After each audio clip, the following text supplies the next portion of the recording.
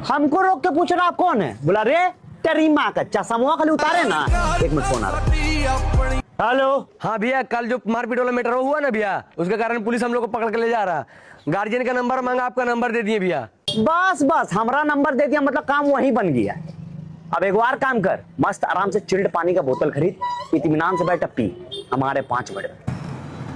भैया को टेलीनॉर का नया नंबर दिए तो जल्दी से। भैया ये कलकत्ता का टिकट दिए। हमको रोक के पूछ रहा आप कौन है? बोला रे तेरी माँ का चश्मा खाली उतारे ना। एक मिनट फोन आ रहा है। हेलो। हाँ भैया, कल जो मारपीट वाला मैटर हुआ ना भैया, उसके कारण पुलिस हम लोग को पकड़ के ले जा रहा।